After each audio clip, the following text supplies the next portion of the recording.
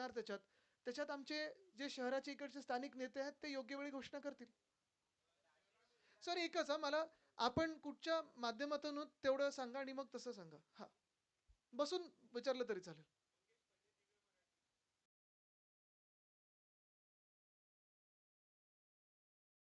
भयानक झालंय.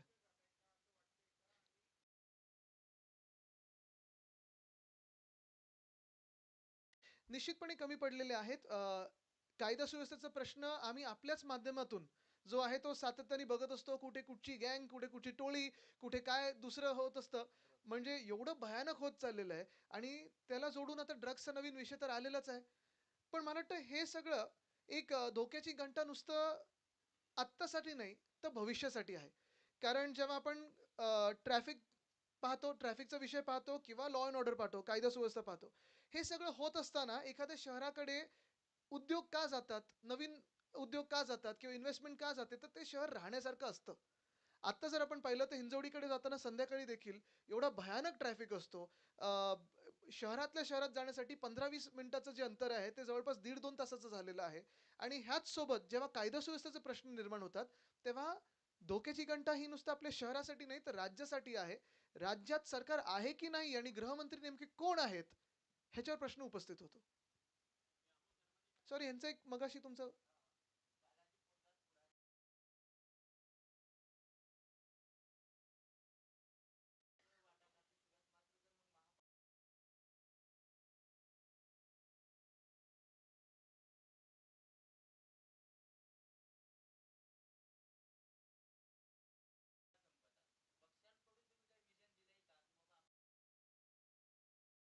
बघा सोपी गोष्ट आहे. एक जर आम्हाला शहराबद्दल पडलंच नसतं, नुसतं सीट्सबद्दल पडलं असतं की सरकार कोण बनवणार, खुर्चीवर कोण बसणार एवढंच असतं, तर आम्ही भाजपसोबत गेलो असतो. आम्हाला शहराबद्दल ऐका ना, माझं ऐका ना. कुठच्या स्तरावर आपण विचारताय? नाही मग कुठच्या स्तरावर विचारताय? केंद्रातून, राज्यातून, महापालिकेतून, नगरपंचायतीतून? नाही. एक आहे जगातल्या सर्वात मोठ्या पक्षाला आत्ता सीईओ सापडले आहेत, अध्यक्ष अजून सापडायचे आहेत. आणि अजूनही इन्कमिंग त्यांचं इकडे-तिकडे म्हणजे सर्वात मोठा पक्ष असताना सर्वात जास्ती मोठे भ्रष्टाचारी घेतात त्यांच्यासोबत. पण आमचं एक धोरण आहे, आमचं एक विजन आहे आणि काही-काही गोष्टी ह्या नॉन निगोशिएबल आहेत. म्हणजे जसं पर्यावरणाचा ऱ्हास हा जो पुण्यात होत आहे, तो त्याच्यावर आम्ही कुठेही पुढे-मागे बघणारच नाही, ते होऊ देणारच नाही. कायदा सुव्यवस्था परिस्थिती असेल, ट्रॅफिकची कोंडी असेल, दर्जेदार रस्ते असतील, फुटपाथ असतील, मोकळी मैदान असतील, ही बिल्डर आणि कॉन्ट्रॅक्टरच्या घशात जाऊ न देण्याचं आमचं जे धोरण आहे, त्याच्यात सोबत कोण येतंय आणि अर्थात मग जेव्हा राजकीय पक्ष एकत्र बसतात, ते जिंकण्याचं गणित कसं बसेल, हे पण आहे. पण जसं मी सांगितलं, की फक्त सीटची वाटाघाटीच असतं, तर आम्ही त्यांच्यासोबतही जाऊ शकलो असतो. त्यांचा मगाशी होता तिथून तिथे येतो परत.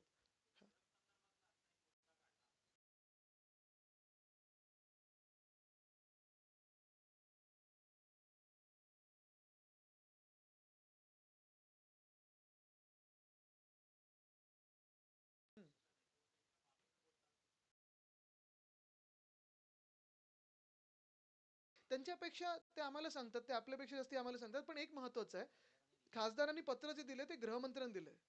त्यांच्याकडून उत्तर अपेक्षित आहे. मग पुढे बोलू ना आम्ही. आता क्लीन चिट कशाला कशाला मिळते तुम्हाला माहिती आहे महाराष्ट्रामध्ये.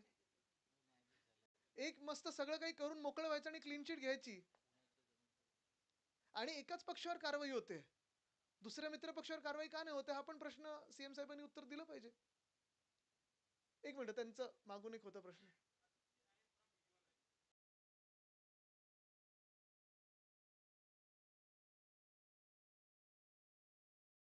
नहीं हम प्रिंसिपल चलते हैं.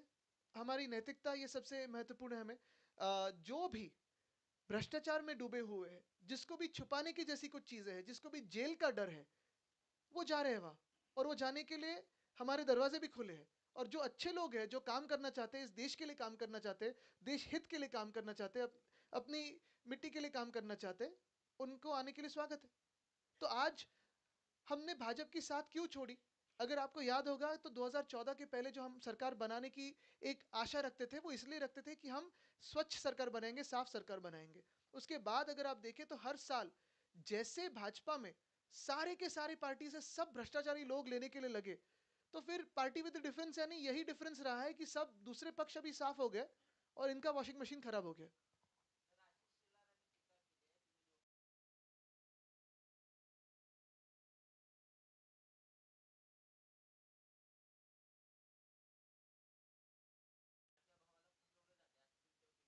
मी बघा मी त्यांच्यावर आधी पण कधीही बोललेलो नाहीये. त्यांना जी वागणूक भाजपमध्ये मिळते, मी संवेदनशील आहे. मला त्यांच्याबद्दल फार वाईट वाटतं. त्यांना काउन्सिलिंगची गरज आहे आणि म्हणून मी त्यांच्यावर कधीही बोलत नाही. त्यांना आशा आधी पण खूप होत्या. मी कधीही बोलणार नाही त्यांना. आपण पुण्याबद्दल बोलूया ना पण आता.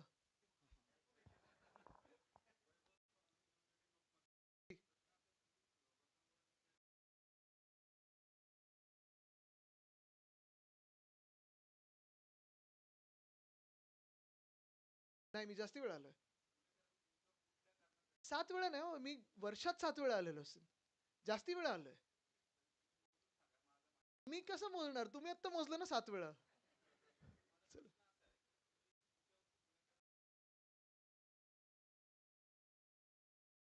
प्रधानमंत्री महोदय किती वेळा आलेत? त्यांच्यावर का विश्वास ठेवला? त्यांच्यावर का विश्वास ठेवला? आणि चेहरा त्यांचाच असतो ना, की बिना त्यांच्या चेहऱ्याचं लढणार आहेत. बघा मुख्य गोष्ट हीच आहे, की आमचे सगळे इकडचे जे पदाधिकारी आहेत, असं सगळ्या शहरांमध्ये होतं. तर मुंबईत पण काही-काही वॉर्ड असे असतात, तुम्ही त्यावेळी आंदोलनाला जाता किंवा काही कार्यक्रमाला जाता. पण विश्वास